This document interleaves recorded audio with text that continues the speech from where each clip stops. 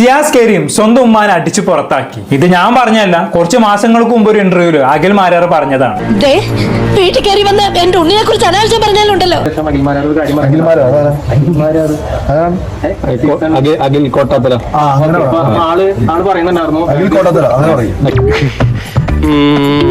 ഇന്നലെ രാത്രി ചേട്ടാ ഉമ്മ രണ്ടും കൂടായി പുറപ്പാ. ആക്ച്വലി അഖിൽ മാരാറുടെ ഒറിജിനൽ പേര് സിയാസ് പറഞ്ഞു തന്നെയാണ്. അഖിൽ രാജ് കോട്ടാത്തല എന്നായിരുന്നു അഖിൽ മാരാർ ആദ്യം അറിയപ്പെട്ടിരുന്നത്. പിന്നീടാണ് ജാതി പേരായ മാരാർ എന്ന് ഇയാൾ പേരിനൊപ്പം ചേർത്തത്. വേണ്ട വേണ്ട, നീ പലതവണ പറഞ്ഞതാ, കേട്ടില്ല. ഞാൻ തന്നെ ഷിയാസ് കരീം പറഞ്ഞപ്പോ അവനെയൊക്കെ ആര് മൈൻഡ് ചെയ്യുന്നു? അവൻ ഉമ്മ അടിച്ച് പുറത്താക്കി കളഞ്ഞേക്കുന്ന അവൻ്റെയൊക്കെ വാക്കിനെ ആര് വിശ്വസിക്കാൻ പോകും? 4 മാസം മുന്നേ അവൻ എൻ്റെ ഉമ്മ അടിച്ച് പുറത്താക്കിയെന്ന് പറഞ്ഞ് പെരുമ്പാവൂരുള്ള ആൾക്കാർ എന്നെ വിളിച്ചു പറഞ്ഞു.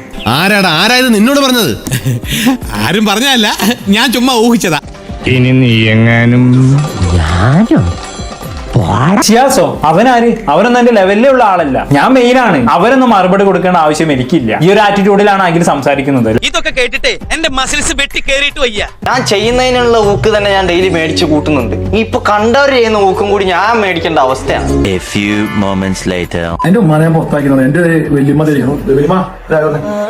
വല്യമ്മ ഇവരൊക്കെ റമദാൻ മാസമാണ്. ഞാൻ ഒറ്റയ്ക്ക് ഇങ്ങനെ പോകുമ്പോ പേടിയാണ്. ദൈവമേ, മൂർഖനെയാണല്ലോ ചവിട്ടിയത്.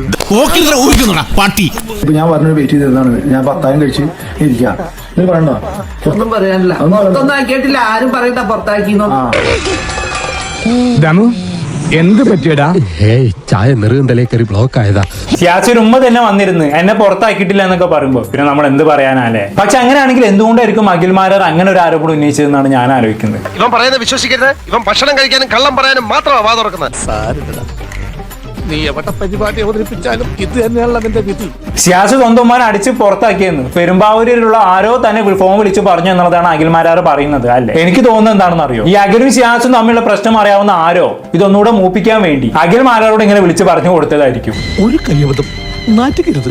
ഇനി തോന്നിയാസം പറഞ്ഞു നടന്നാലുണ്ടല്ലോ, നാട്ടിലടിച്ചാൻ സൂപ്പാക്കും. കുറെ വിവരമില്ലാത്തവന്മാരെല്ലാം ഒരു നാട്ടിൽ നിന്ന് ജനിച്ച്. മാരാർക്ക് സിയാസ് കരീമിനോട് നല്ല ദേഷ്യം ഉണ്ടെന്ന് നമുക്കറിയാം. എന്നാലും ഉമ്മാനെ അടിച്ച് പുറത്താക്കിയെന്നൊക്കെ പറഞ്ഞു പരത്തുന്നതിന് മുമ്പ് അത് സത്യമാണോ എന്ന് ഒന്ന് അന്വേഷിക്കണമായിരുന്നു എന്നാണ് എന്റെ അഭിപ്രായം. നമ്മൾ എവിടെ പരിപാടി അവതരിപ്പിച്ചാലും ഇതാണല്ലോ അവസ്ഥ.